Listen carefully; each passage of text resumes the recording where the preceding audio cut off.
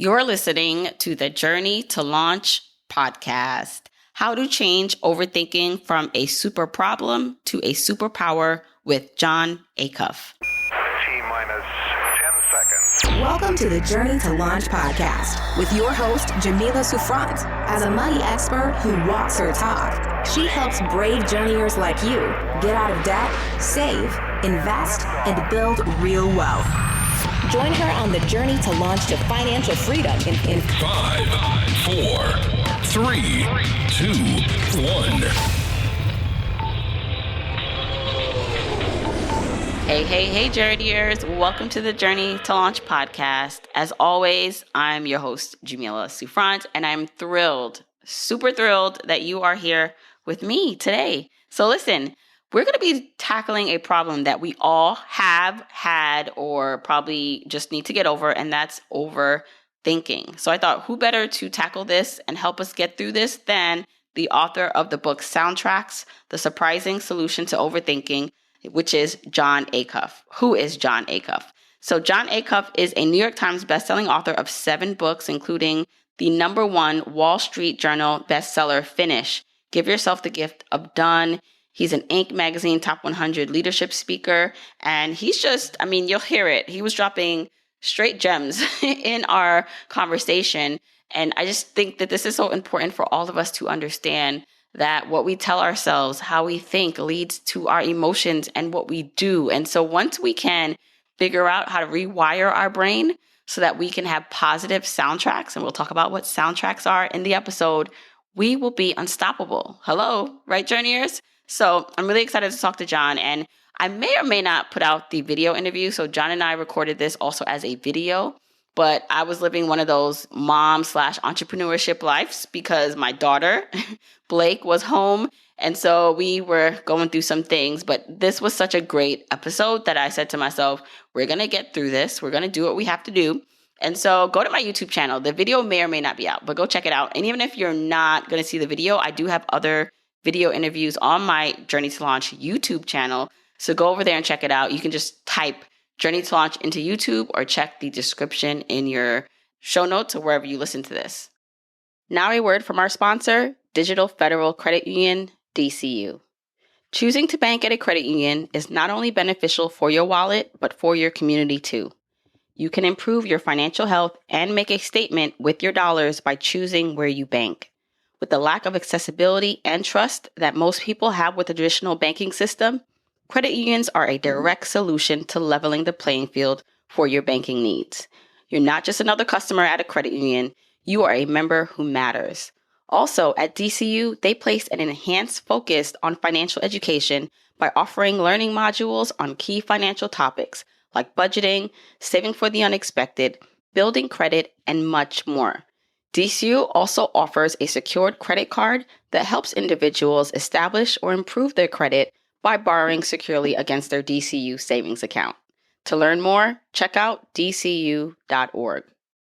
If you want the episode show notes for this episode, go to journeytolaunch.com or click the description of wherever you're listening to this episode. In the show notes, you'll get the transcribed version of the conversation, the links that we mentioned, and so much more.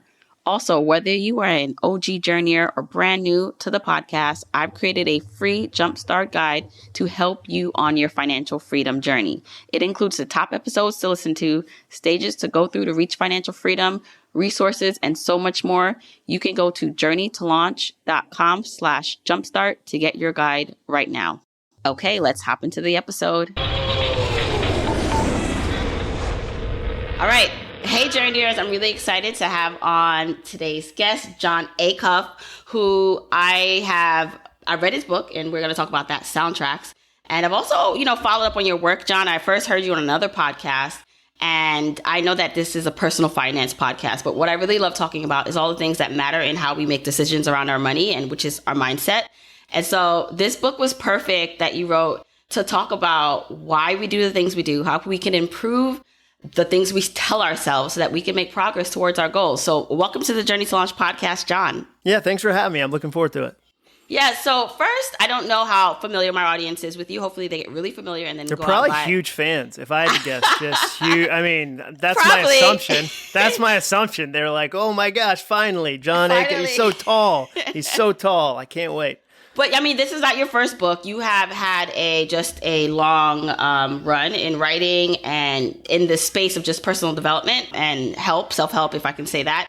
And so I just like you to give a background, just for people who may not be familiar with who you are. Sure. I spent about 14 or 15 years in corporate marketing. So I worked for brands like Bose and Home Depot and Staples. I started kind of blogging and realized there's a lot of fun people out there, and the internet has leveled the playing field with sharing ideas. So I started to really get into social media and blogging, and then that got the attention of a guy named Dave Ramsey. And so I spent 3 years with him touring and speaking and doing radio stuff, and got a really great kind of PhD in personal branding and personal finance. And after that, wanted to start my own company. So about 8 years ago, I started my own company, and I've written 7 books. The latest one is Soundtracks. And then before that, there was a book called Finish, about finishing your goals. And before that was a book called Do Over. The other thing I do, I write books and I go speak about the books. So I do about 50 events a year for companies like Comedy Central and Microsoft and FedEx. And so that's the other side of my work. Yeah, and so I love it. And the thing, I didn't read like the subtext of your book. It's really Soundtracks, the surprising solution to overthinking. And I think it's interesting you had like the background with Dave Ramsey, who was personal finance and kind of like being on this show. And I have a different approach than Dave. But I think all together, like this, the overthinking can apply to overthinking about going to get that promotion that you deserve or want, overthinking about where to invest, overthinking about going after a goal. So I want to start there with why this topic? Like, how did you know that it was time to write about this? Well, I think that any best-selling idea, whether it's a podcast, whether it's a speech, whether it's a book, whether it's a business, always needs 3 things in common. Number 1, you need to identify a need. Do people really need it? Are the listeners asking for this? Are the people in my community, when I'm speaking to people, is this a question I get? So you find a need. The second thing you find is a personal connection. Am I personally connected to this? You care about personal finance, and that comes through in your episodes. There's a personal connection to that.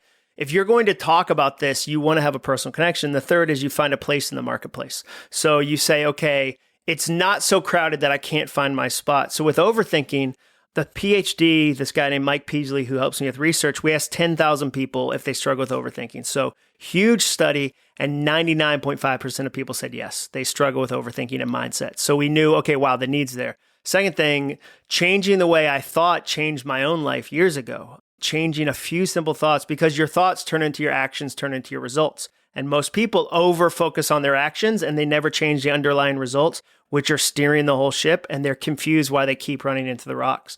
So I had a personal connection to the topic.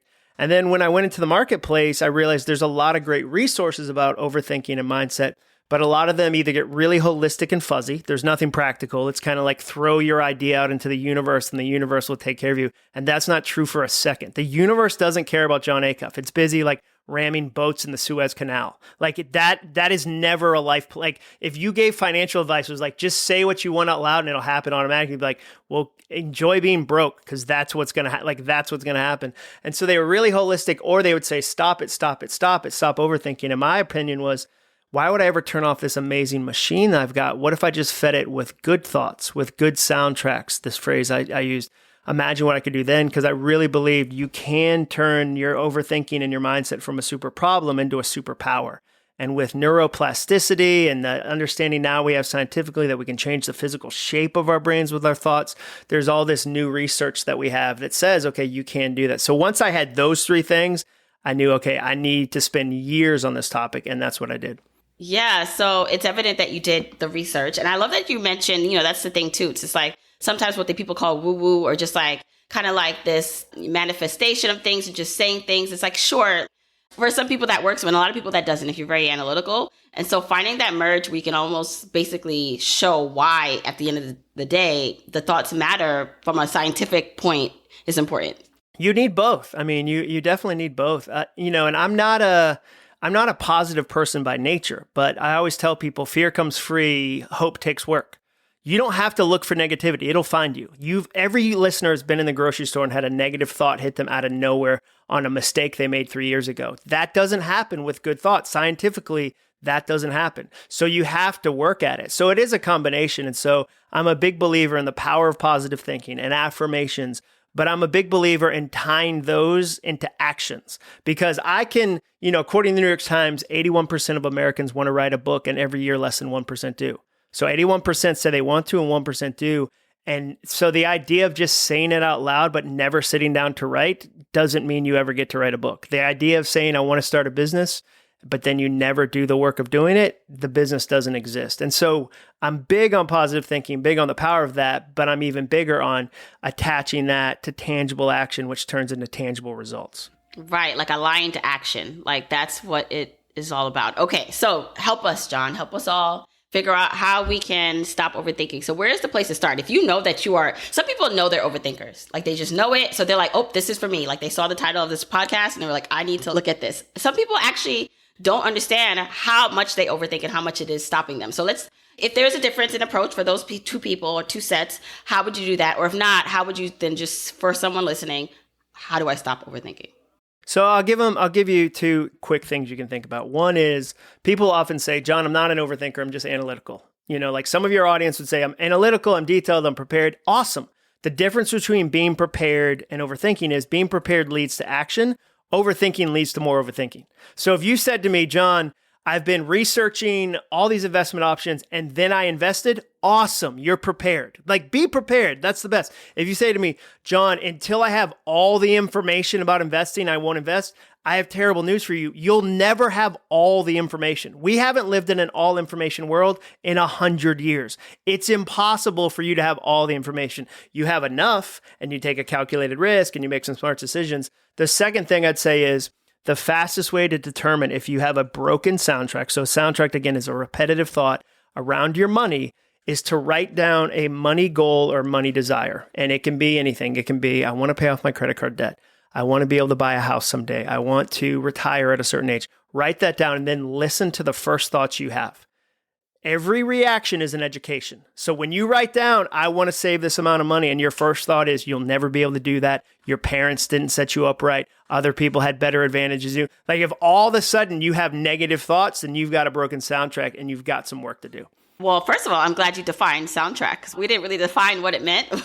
So I'm glad you said that. It's like, that repetitive thought process. But what's interesting to me is that, like, I know I have some negative soundtracks, but they're sometimes to me so subconscious. Like I don't ever think through, like sometimes I'll say, oh, I need to do this thing. And then something quickly I can hear or feel that negative thing, but it's quick. It's never really played out, but it still impacts the way I act. And so I think that's something too, where people are like, well, I don't ever really say all those things. Well, part of it is learning to listen to yourself. I mean, the problem is the more times you say it, the easier it is to hear it again. Like, for instance, families have broken soundtracks. So I talked to somebody and his last name was Scoggins. And he said, my dad used to say, Scoggins don't get ahead, they get by. So as a child, he heard that broken soundtrack over and over and over and over again. So that one is ingrained. The second, or must be nice. When somebody else has something good happen to them, if your mom or dad or uncle or whoever said, must be nice, must be nice, must be nice, then all of a sudden they're telling you, you don't get those good things. You don't they must have, and it creates all these broken soundtracks. So a lot of times it's a practice. It's learning how to listen to the stories you're telling yourself, about the world, about what you're capable of, about the work you do. And that takes time. There's times in life where knowing a single truth can change everything. For instance, I worked with somebody and he was terrible to get along with, just the worst, horrible coworker.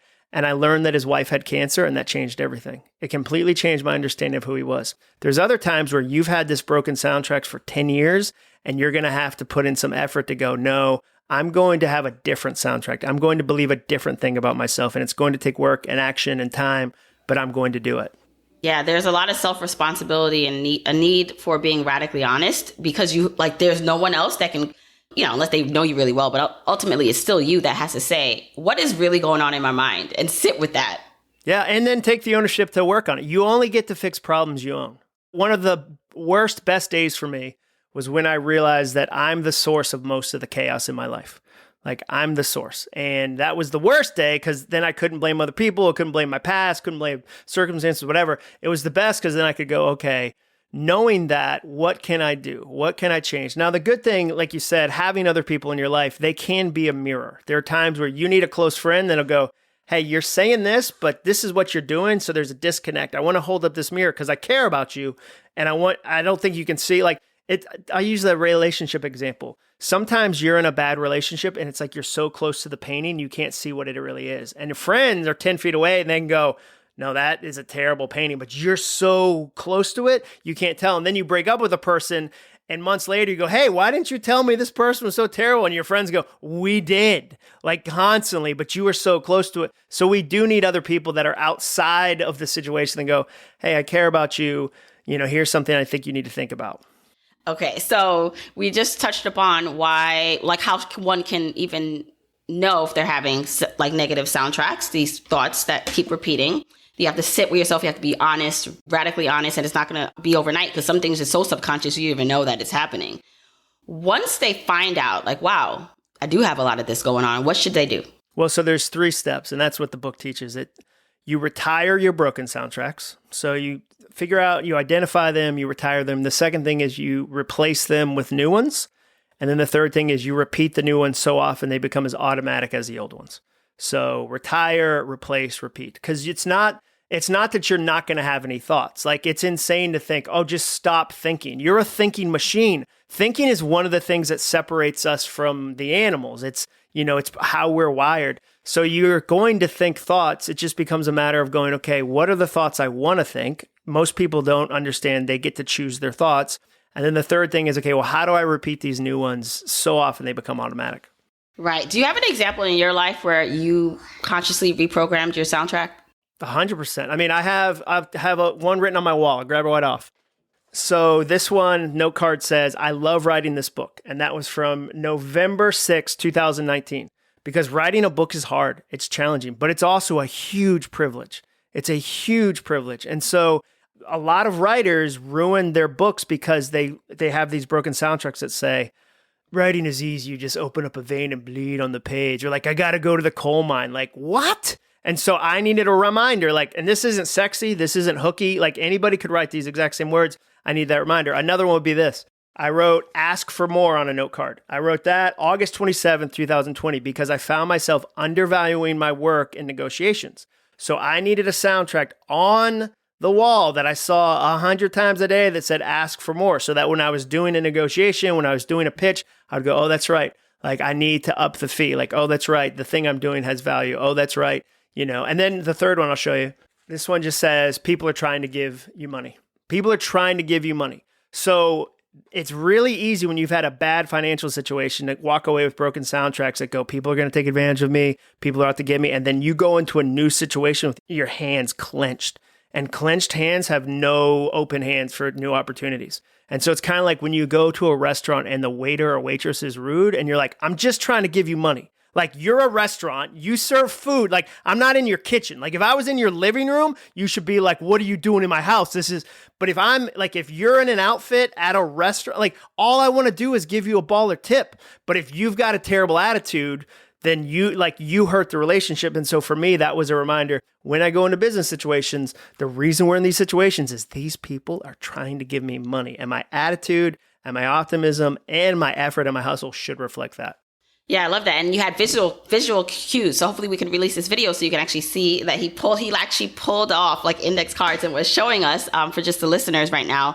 And so it also sounds like, and I know you talk about this in the book, like you have to be reminded, and however that much that takes, is to be reminded, like where you see something, not like you tell yourself, I'll remember that. You may not. You have to see it too. No, you won't. You won't remember your brain, you won't remember the good things. Your brain tends to misremember things. There's so much research about it remembering negative things faster than positive things. And imagine this, like if somebody says to you, I want to get better at not comparing myself to other people, and they spend 2 hours a day on Instagram, average American, 2 hours and 24 minutes on social media. They're being reminded every day 1,000 ways to compare themselves, and they don't even have a single note card in the opposite direction. And then they go, it's so weird that I can't change that habit. It's not weird, dude. It's not weird at all. You're giving Instagram a 2-hour head start every day. Then don't say the goal. Or say the goal, own it, have a note card. Have a note card on your fridge, on your bathroom mirror, talk to a friend about it. But don't go, okay, I'm going to look at Instagram for 2 hours, feel terrible. Like I'm going to feel terrible about comparing myself. And then I'm going to tell somebody, I just wish I didn't compare myself so much. Like, no, like if that's a good goal, let's work on it. Let's do some stuff. Right. Okay, I have a special treat for you. For the first time in 2021, Terry Ijeoma of Trade and Travel and I are teaming up to do a live webinar in class all about learning how to trade as a side hustle or your full-time hustle. Now, Terry is no stranger to the Journey to Launch podcast. She's been on episodes 154, episode 172, and I even invited her Trade and Travel students on the podcast on episode 173 to talk about their experience in the course, how they learn to trade. And so if you've been wondering what it's like to learn how to trade as a side hustle, or maybe you want to turn it into your full-time hustle, then you should come to this class. It's going to be on October 27th at 8:30 p.m. Eastern Time. You can sign up by going to journeytolaunch.com/trade class. Once again, Terry Ijeoma and I are teaming up. If you wanted to learn more about how to trade, who's it for, who's it not for, why this is something you can consider if you're trying to do this as a side hustle to earn extra money for your goals, come join us live on October 27th at 8:30 p.m. Eastern Time.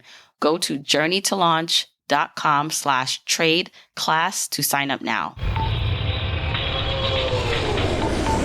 This is also very timely. When this episode comes out, it'll be a couple weeks after when we're discussing this, but I just came back from FinCon, which is the personal finance or finance conference, and I was a big idea speaker.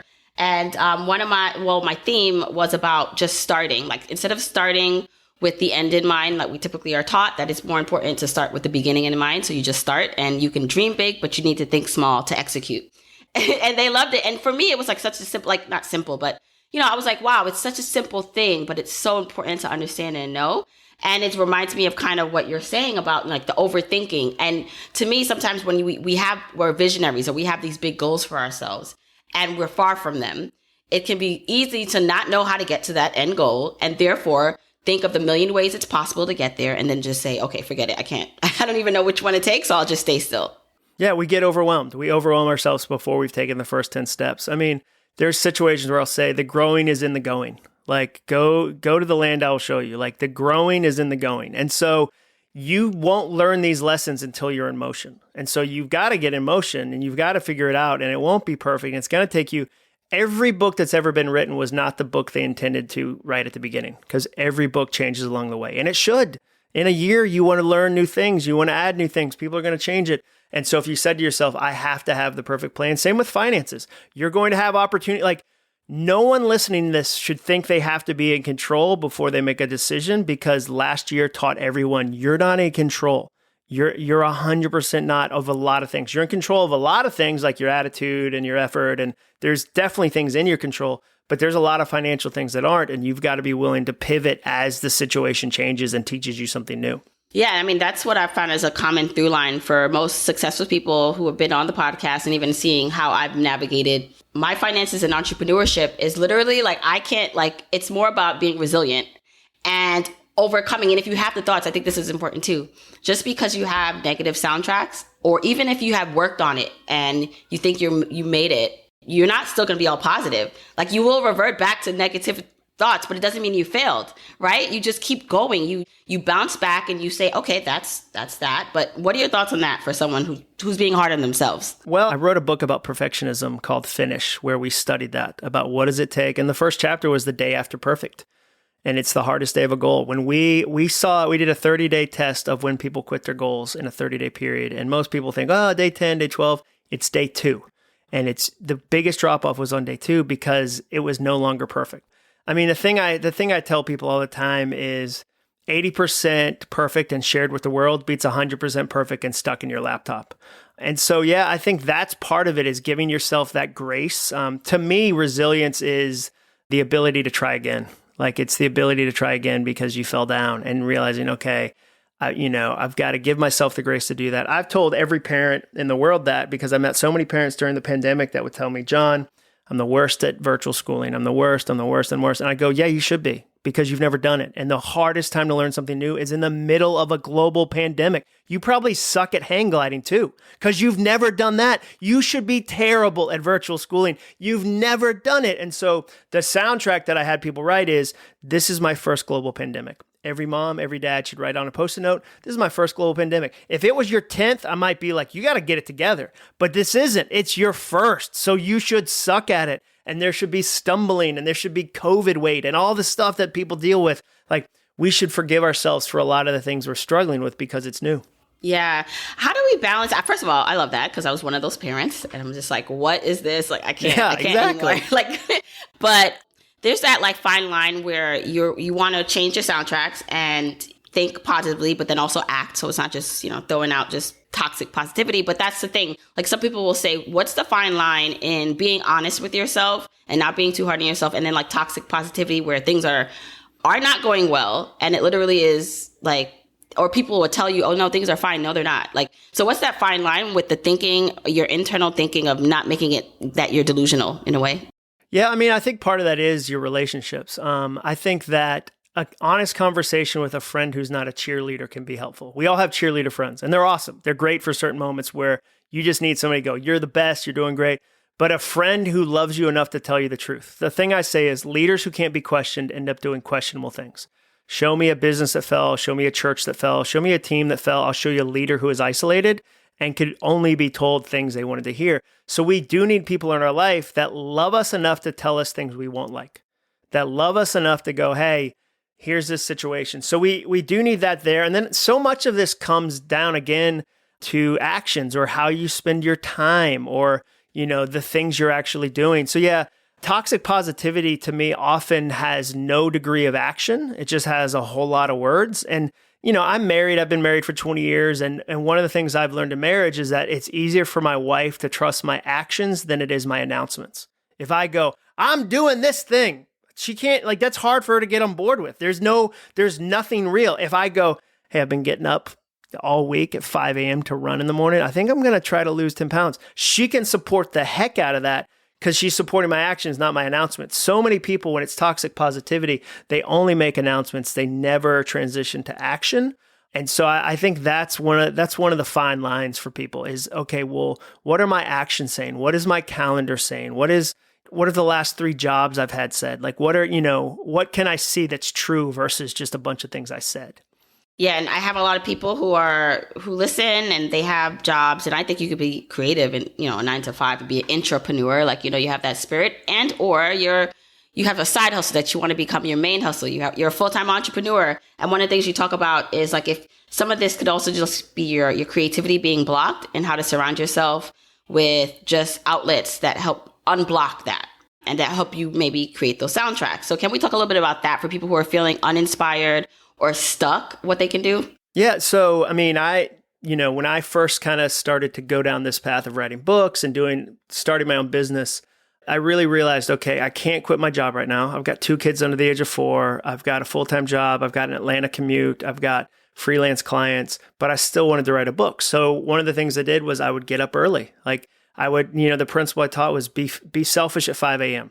You know who's not asking for my time at 5 a.m.? Nobody's asking for, but if I'll do the work and get up and do that, then I get to feed that. And then the big thing with a day job versus a dream job, or a day job versus a side hustle, is you don't get to be lazy 5 days a week at your day job and think you'll hustle on the weekend. You're practicing being lazy and you think you're going to flip a switch. Like, no. One of the things that nobody likes to admit, but is 100% true, is if you want to crush it on the weekend or your side hustle, be in motion during your day job. Like, show up, be present, hustle, work, because all of that is contributing to you being really good at your side hustle. So for me, seeing that I was one person, not separate people, like seeing that I was, focused on the side hustle stuff too.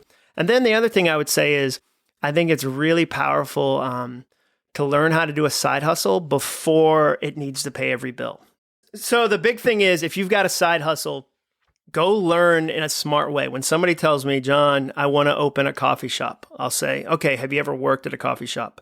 If they say no, I'll say, go work at Starbucks for 6 months. Get paid. You're going to get paid to learn, and you'll discover if you hate coffee and humans.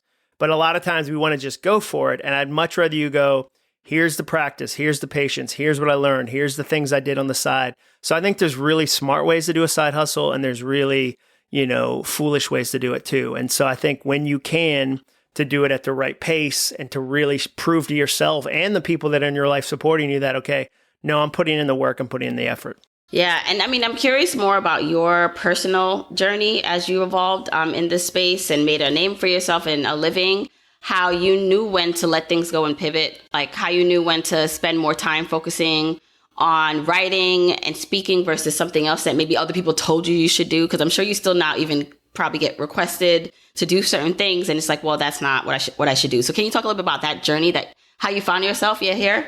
Sure. I think there's a number of things I kind of think through. One is you're never done. Like I never have arrived. Like there's still moments where I'm like, oh man, that blew up in my face. What did I learn? And I think of it like a test. So for instance, last March, I'm a live event speaker and every live event got put on pause. So, 60% of my business's revenue got impacted. And so like I was frustrated and grumpy about that for a period, but eventually I said, okay, I can pine or I can plan. I can pine for how things used to be, or I can plan. Okay, it's time to plan. Like I've had enough grumpy, whatever, it's time to plan. And so the question I asked was, what would have made this year easier? What could I have had that would have made this year easier? And then I realized, wow, having a podcast would have made this year easier because then I would have had another revenue stream, more ways to connect with people. So I started a podcast called All It Takes Is a Goal, because I knew a year from now, I wanted that to be healthy. And so I always tell entrepreneurs, okay, what do you need to build that a year from now is in a good place? Like start building it now. And then the other thing is that for my type of business, it's about having 5 to 7 different sources of income and revenue. I think of them like faucets, so that when 4 of them get turned off, you have 3 already going and you can work on the next 4. So that's my approach. So when live event got put on pause, I said, okay, well, I got to turn on the virtual event. Okay, let me figure that out. Let me get a studio. Let me work it out. How do I figure that out? Okay, let me get a podcast. Let me try YouTube for a year. Let me do online challenges. Like we've had 20,000 people go through online challenges this year, where last year we didn't, because I said, all right, I'm going to work on these 2 things while I wait for this other one to come back. And so that's always been my approach. As far as when I knew to do it full time, a big question I tell people is, are you missing opportunities because you're not? So if somebody told me, John, I want to be a full-time writer, I would go and say they had a day job.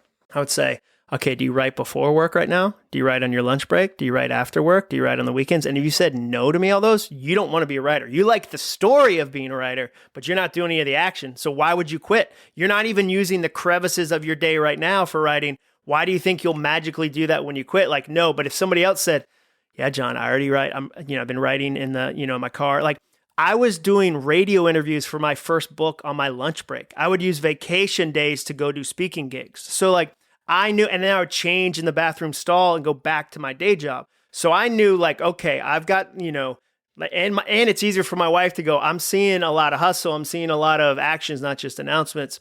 So that's kind of the way I think about it. And I would rather you get pulled to an opportunity than push your way there. So an example that sometimes I'll see like a wedding photographer who has one good wedding season in the summer and goes, I'm going for it. And they push their way there versus they have one good one. They have a second good one, a third good one, a fourth good one, where now it's such a big opportunity. It pulls them there versus them impulsively jumping their way there. And I think there's a big difference. Yeah, that is such good advice. And because literally like people will ask me that too. Like, I talk about financial independence here, but I would prefer people to find freedom, like not to think that having, if they were to retire early or quit their jobs, that all their answers would be solved. Like my goal is like that people can experience a level of energy and time freedom as much as possible, depending on their responsibilities in the moment. Like to me, like if you can't find it somewhere in your life now and you're blaming, things on everything else, these circumstances, which can be also not great, is that when you do get the final freedom or all the money, I'm not saying that won't solve some things, but if you don't work on the internal stuff first and where you are right now, like it's still not going to be great. And I think you usually feel worse because you are all you're hoping that this thing will be the final answer. And it's not. It's not. Like one of the saddest moments is when you've made an idol of a situation and you finally get it. and you realize the car didn't fix you, the dream job. I mean, my story is I was like, okay, I'm stressed on Sunday nights. It's probably because I have a job I don't love. So then I got a job I loved. And I was like, I'm still stressed. If I worked for myself, then I wouldn't be stressed on Sunday nights. I start my own company. I'm still stressed on Sunday nights. So finally I had to stop and go, wait a second. I should work on that internally, not go, it's the job's fault. Because I kept changing and the only thing consistent was me. And so I needed to go, okay, well, maybe I need to deal with that. So yeah, I tell people all the time, my income has scaled, and my happiness didn't scale at the same rate. And if I get confused by that, then I'm just even more unhappy. If I go, well, the next number. And so yeah, I've experienced that in my own life. And so I would rather know how I'm using the time and which lives I'm impacting. And that gives me a joy more than, okay, a certain number or a certain pedestal that when I get there, I go, oh man, it wasn't what I thought it'd be. The other thing I wanted to just talk to you about is that, I also have aspirations. I should say, I consider myself a writer. I'm journeying into the book publishing world myself and starting that. So it's very timely that we're having this conversation. And now I'm like, oh, I need some index cards, right? Like I need to create an environment where it's cultivating my identity as a writer now. But for people listening, one of the things that you mentioned was like you realize that every Sunday, even as your circumstances changes, as your income changed, you still had that issue. And same here, like, okay, I'm going to quit my job and then I'll feel better. And I quit my job and have my business and I'll feel better. But no, I need to make more money and then I'll feel better. And still, right? And so for someone who's like, all right, I feel that way now, Jon and Jamila. So what can I actually do to not be on this broken soundtrack or this broken action of thinking things will be better and they're not? What should they do right now? One of the lessons in the book is about the difference between a dial and a switch. And so I interviewed this person named David Thomas, who's a counselor here in Nashville for this amazing counseling center called Daymark. And I asked him about that, and he said, well, the problem is most people want there to be a switch. They want to find one thing that turns off all the stress forever. So they say, when I start my business, that'll be my switch. Or when I do yoga, yoga will be my switch. Or when I have my own podcast, whatever. And it works for a little while. Like yoga chills you out. You have a good week, maybe even a good month, maybe even a good whole quarter. But then life gets stressful again. And he said, the reality is it's not a switch, it's a dial. Your dial is going to go up to 11 sometimes. There's going to be a pandemic you didn't expect. Your daughter's going to get a cold, like whatever. And then in those moments, it's about figuring out how to turn your dial down. Because if you have a switch mentality, you continually are on a switch hunt. You find the one, you go, this is it, and then it doesn't work. And so you go, gotta find another one. And it's really stressful versus a dial approach. You go, oh, wow, I'm noticing that I'm feeling really stressed, or, oh no, I'm noticing that this situation with my family or this situation at work, or I haven't been, getting enough exercise. I haven't been sleeping well. It's got my dial at 11. What are the things that I can personally do to turn it down? And they're individual to each person. Like for me, I love to run. There's a lot of people that hate running, but running for me is good endorphins. It's easy to do. I can just go right out my front door. Some people like cycling. I don't like cycling. I don't like any activity that involves getting hit by cars. Like that's just kind of how I think. So you figure out what are some of my turn down techniques, and then how do I apply them when I sense that my dial's at an 11. Yeah, I'm laughing when you talked about running because I literally just posted, I run too, but I don't like it. But I should stop saying I don't like it because then that just makes it a not great experience.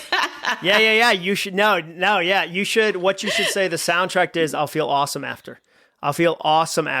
Because you will. Right, which is the reason I run. Like, I feel like the only reason I run is because of the endorphins that stop. And like, I feel invincible. I'm just like, it's the cheapest therapy ever. It's the best. But I don't understand. You have to help me, Jon. While you are running, you enjoy it? Because while I'm running, I want to fight everybody. I want to fight myself. So fun. There's moments where I go, I'm so glad I did this. But also like, I'm telling myself that I overfocus on the end and ignore the beginning. I don't focus on how cold it is, if it's dark out, if it's rainy out, like getting my gear on. I don't focus on that. I think about the beginning in black and white. I think about the end in Technicolor. So I imagine, I'm sitting on my front step and I've got a coffee and I've done it and I'm sweaty and I'm so proud and the numbers add up in Strava. And I'm over focusing on the payout versus what it's going to take. And then during it, I'm either listening to a podcast or I'm listening to an audiobook. I'll listen to an audiobook for the first couple of miles and then I'll turn it into hype music at the end. So I'm being very deliberate about the process to kind of gamify it in a way that I actually enjoy it. And then like when I run half marathons, every time at mile 11, I'm like, this is stupid. Why did I sign up for this? Why do people keep letting me do these? And then like by the end of it though, I'm like, that was dope. I just did another half marathon. I should do another one. But at mile 11, I'm furious. I'm furious at me. I'm furious at like life and the road, like everything. Well, first of all, Jon, I love that your mile 11 is my mile 1. I'm just like... Yeah, well, I mean, that's part of the process. But like, I have friends that run 50 miles in the woods. I'm like, I don't like, no, that's way too many miles. So it's all relative to how long you do it. All right, but I love that you said that. I talked about before, like starting with the end in mind, but in some instances, that works better when you are more looking forward to the end result. And the beginning sucks. The beginning of a run, like, I don't want to do that. Like, it's cold out. It's dark. Like, no, like, ugh. Like, no, not at all. Okay, I love that. And I'm going to now be more conscious and more deliberate about how I'm thinking about it when I'm going in. Okay, the last thing I want to understand or talk to you about is financial independence and freedom. So you seem to have a very successful business and from the outside looking in life. And one of the things that I'm always questioning or asking people who have that is, if you didn't have to do this anymore, like, would that be your choice? Could you make that choice? Or is the choice right now is like, I do this because I want to? And what is your idea of what freedom looks like for you? Yeah, I do it because I want to. I financially feel very fortunate for where things are right now, but I would do it still. I enjoy the purpose. I enjoy helping people. I enjoy being on stage. I enjoy doing a podcast. So for me, yeah, I really enjoy it. And I know that, I mean, I'm only 45. I need purpose. So if if somebody said tomorrow, you have to retire and not do anything, I'd say that doesn't sound fun. And so financially, could I retire today? Maybe. Would I? Never. Like, that's not, if you love what you do, why would I do less of it? I want to be 65, 70 and be like the elder statesman, still going to help companies, still going to help. And like, I don't have a job I'm trying to escape from. I have a life I love, and that I get to do this and get paid for it is amazing to me. So I feel like there's definitely financial goals, and we look at kind of a 15-year window and a 5-year window and a 10-year window, and we do all the planning, and we've worked really hard at that. But if somebody gave me $20 million tomorrow and was like, here, like, now you don't have to work, I'd still work because I love it. Yeah, I love that. And I hope, and that's my wish for everyone, is to like have the financial stability, but be able to reach that. Jon, thank you so much. This was an amazing conversation. Tell everyone where they can find more about you and your book. Sure. Well, I mean, the best thing would be check out the podcast. I have a podcast called All It Takes Is a Goal. Listen to the Colleen Berry episode. She lost her job and had to take 4 jobs to survive, and one of them was as a receptionist. And she changed her mindset, and now she's the CEO of that company. So if listeners are like, okay, I need some inspiration, Colleen Berry on All It Takes Is a Goal. She is a baller. And then the book is available, soundtracksbook.com, and I'm Jon Acuff on all the social media channels. Awesome. Thank you. Of course. Have a great one.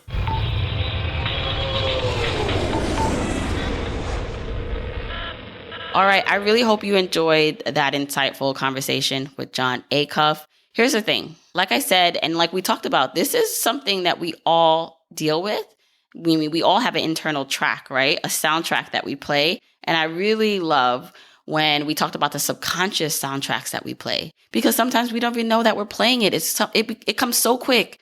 And so I really thought that this was going to be helpful for you on your journey to reach your life goals, your money goals, whatever goals you have. Because at the end of it all, it's us. We are the rocket. We are the fuel. We are what will get us to the next place and location in our lives and destination of journeys. So we have to make sure we are operating in the best vehicle we can. We have to make sure we're putting the best fuel into our bodies that we can. And so it's not just food and how we feel about our environment, but inward to outward. How are we talking to ourselves? How are we thinking about things, right? And so I really hope that this interview helps you go further and farther. By the way, if something stood out to you or you got a quotable from this interview, tag me and Jon. So I hang out on Instagram, Facebook, and Twitter. I always love your feedback. I'm at Journey to Launch. But take a screenshot, share it on your social media, tag me at Journey to Launch, tag Jon at JONACUFF. He's on Instagram over there at Jon Acuff. Tag us in your stories, on your main feed. Tell us the takeaway. Tell us something that you're going to change about how you think. What's a soundtrack you need to turn down? All right, I can't wait to see your responses. Okay, don't forget, if you want to join Terry Ijeoma and I on October 27th to hear more about how to learn to trade as a side hustle or your full-time hustle to reach your goals, come join us. Go to journeytolaunch.com/trade class. The class is happening on October 27th at 8:30 p.m. Eastern Time. So come join us, journeytolaunch.com/trade class.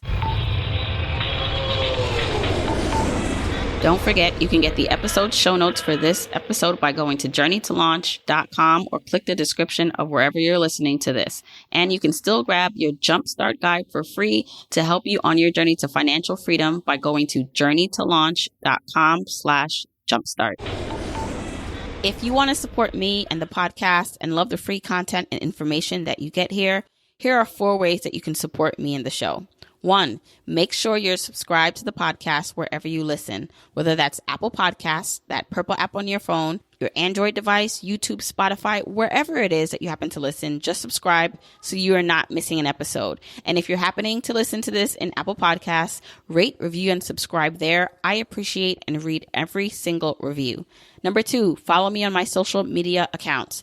I'm at Journey to Launch on Facebook, Instagram, and Twitter, and I love interacting with journeyers there. 3, support and check out the sponsors of this show if you hear something that interests you. Sponsors are the main ways we keep the podcast lights on here, so show them some love for supporting your girl. 4, and last but not least, share this podcast with a friend or family member or coworker so that we can spread the message of Journey to Launch. All right, that's it. Until next week, keep on journeying, journeyers.